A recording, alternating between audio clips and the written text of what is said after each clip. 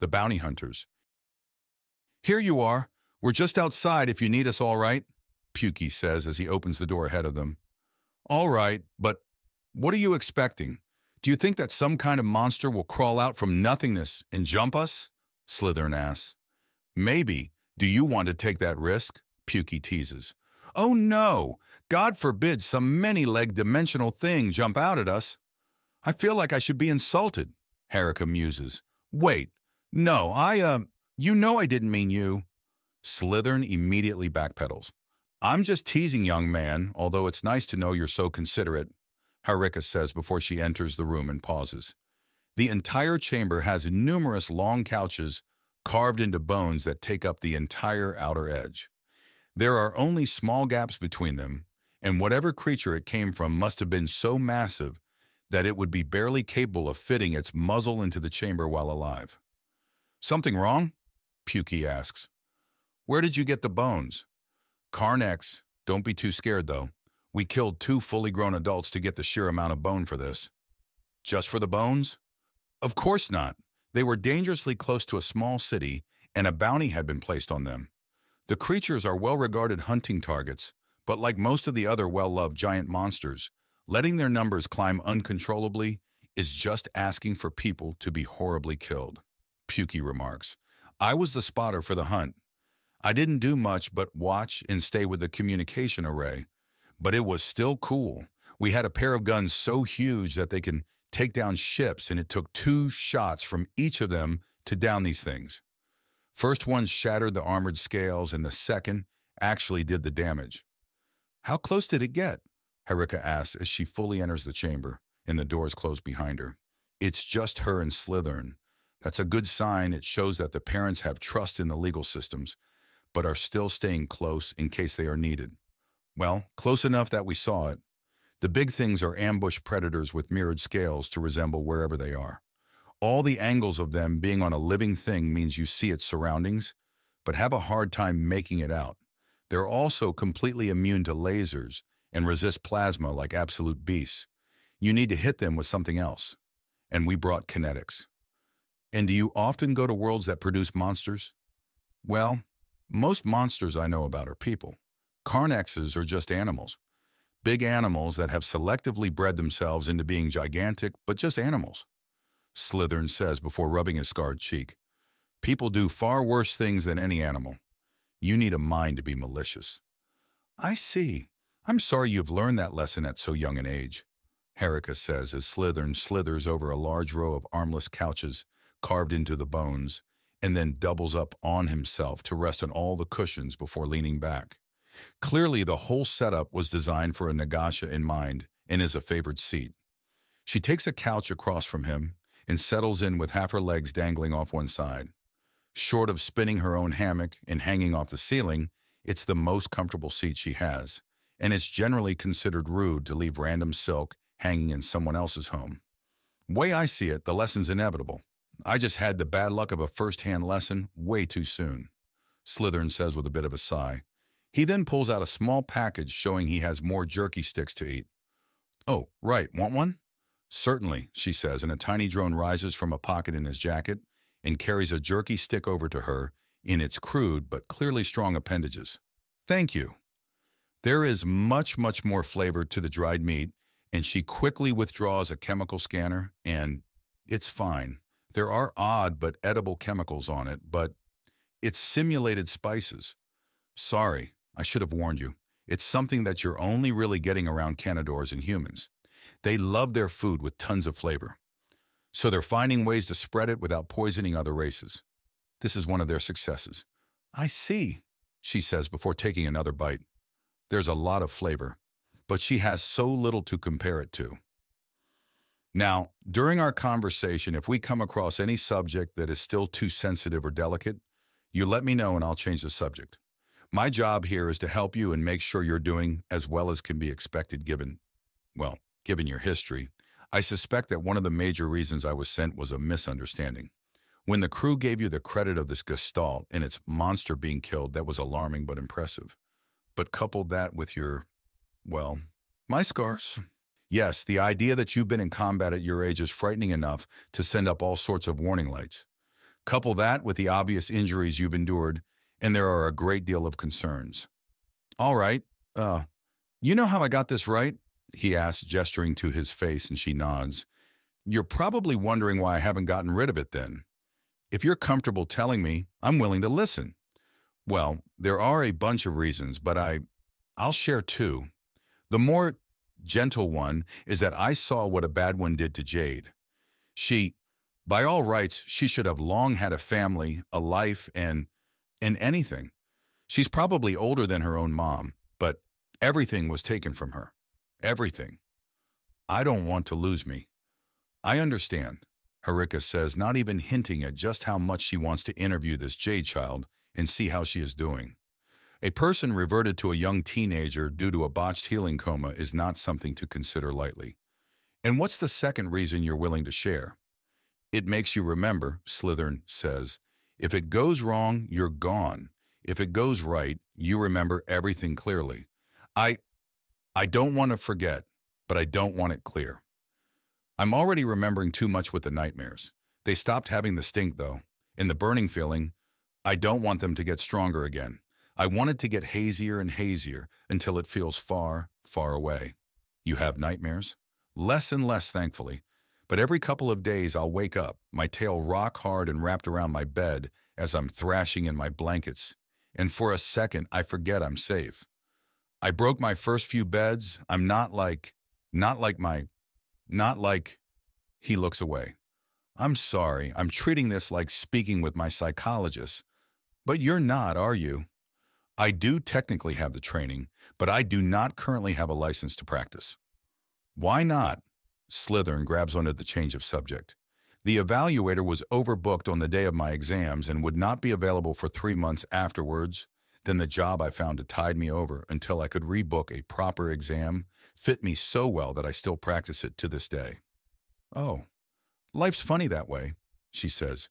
Now, if we're not going to speak about what happened before you were adopted, then let's talk about your life afterwards. You helped take down these Carnex beasts, right? I was with the team, but I don't think I was in danger. It was exciting, though.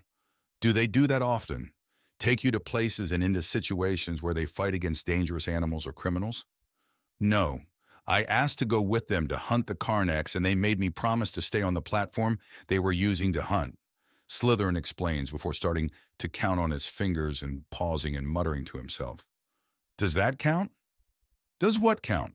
She asks, and he looks a little startled that she heard his muttering, but doesn't comment on it. I'm counting all the times I've gone down to a planet, and I'm wondering if a space station counts. Was it noticeably different from staying on the ship? Yes.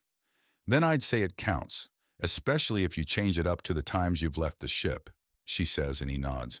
All right, then I've left the ship, or rather, gone to 7 different places that aren't the ship, and Mordonon is one of them. Wait, does flying a shuttle near the ship count as leaving it? It doesn't feel like it. Then we'll not count it. So you've been safe on the ship for most of their adventures. What about the ones you were on the ground for? Well, there was the Carnex hunt, where I was surrounded by the crew and safe that way. On Octaran's spin, I was with the group at all times. Lilby to Lelb, I wanted to see if I could bait out a freak and started a sting operation. Excuse me? She asked. That was a sudden twist. He went from watching a hunting expedition to visiting a station to trying to bait out pedophiles. Yeah, I acted as bait for what I thought was a pedophile and used the unscarred half of my face for a picture, he says and chuckles at the expression on her face. That was Mom's reaction too. Dad's was to make sure that every step of the operation I was safe as I tried it. Turns out that we ran into the sting operation of the local police and then accidentally, shit, I think I'm right up against that court-ordered silence or whatever the official name is. A gag order? You were part of something that was so severe it involved a legal gag order? She asked, emphasizing the term the second time. Well, that attempt to act as bait was as far as the danger to me went. And the whole time I had not only Jade in immediate reach, but Tang and J3 were watching through their rifles with everyone else ready to swoop in case anything happened. And we ran into police trying to, the limits of what I can explain are kind of hazy. Just telling you that I did something like that on Lilb to Lelb feels like it's pushing it. Okay, There's a way for me to know everything I need to and sidestep the gag order. But I'll be asking a few quick questions, okay? Okay. Did anyone force you into any of this? No, it was my own idea, and I didn't even let anyone know about it until I asked for some backup during it. Okay. Wow. Now, were you forced to confront anything unpleasant or unusual? No. The only thing I did after was work with local police to go through a bunch of files. I was in one of 3 places on the planet, which was back in the ship, at the police station, or at a resort to relax. And when you went down to Mordonan, was that your idea as well? I was asked if I wanted to go, and I said yes. And with the investigations that led you to the Gestalt and its monster? That was my idea. Why? What? Well, it sounds to me like you're pushing yourself into danger. Why? She asks, and he looks away. I see. We can move on to other things. No, I'm going to answer. I just need a bit to think of how to say this, he says, and she nods, midly eating the rest of the jerky stick as he puts it together in his head and nods. I want to be undaunted, he says, and she looks confused. Isn't that what you are? An undaunted citizen with dual citizenship to the Free Fleetborn? She asks, referencing the widely used catch-all citizenship for people that spent their entire lives in space and often beyond the jurisdiction of any one government. Perhaps not the best answer, but it was a functional one, so no one was in a hurry to change it. Well, I am, but there's another level. There are those under its protection, then there are those that protect. I was saved by them. I want to do that. I want to be that. I thought a year and a half ago I was sure that a man's place in the galaxy was the father. Kind words, gentle advice, lots of love, and always surrounded by family. Then the chaining, Herika says, and Slither nods. Yes, I learned that there's a worse version, a far, far worse. He doesn't finish the sentence. He doesn't have to. Did she? Herika gasps in horror. She said I'd live long enough to be my own daughter's first solid meal, he says in a whisper that feels like a spear of solid nitrogen, stabbing her through both bodies at the same time. Then it ended. I was saved. I was dragged out of pure hell by a man, not by a force of power armor-bedecked warriors, not by a goddess of my people, not some wandering adept hero. It wasn't the army, a traitor in their midst developing a conscience or anything like that. It was another man, another person that should have been nothing but soft, kind words and family. A man too strong to be stopped, too tough to be broken, too much for the monsters.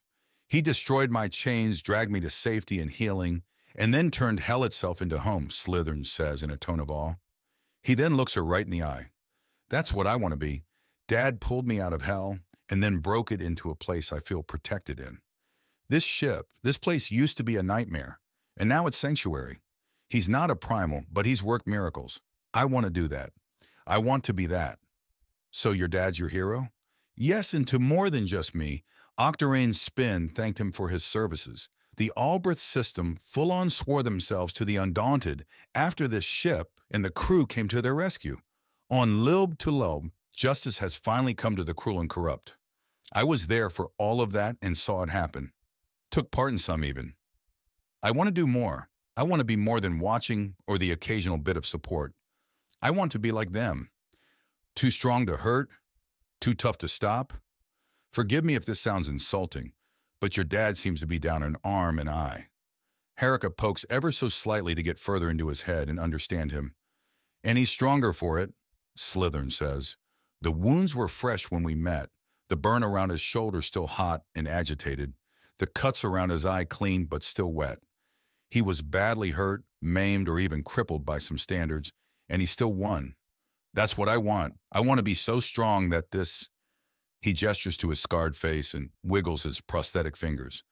That this doesn't bother me. Does it? Of course it does. An evil bitch ate my face, my fingers, and tore chunks out of my tail, he says, looking down his length and pointing to several obvious breaks in his scale patterns. The wounds are closed and fully healed, but without a healing coma, his tail is going to be marred for life. I want it to stop bothering me. How do you know it doesn't bother your dad? Herika asks, and Slithern opens his mouth to answer and pauses. Well, I mean, he never shows it bothering him. Maybe he doesn't want you to see it bothering him. It's all right for things to bother you. You're allowed to be uncomfortable or upset with things. That's normal, she says, rising up from the couch and scuttling to the side a little. She then lifts the blanket and reveals her birthmark. Were you stabbed? He asks. No, it's just a birthmark. But I'm not completely comfortable with it, so I cover it up. And that's all right, Harika says, tossing the blanket back over it. A bit of shifting and it settles back into place. You don't have to be so strong that you don't feel pain. But I don't want to feel pain. No one does, she says, and they lapse into a short silence.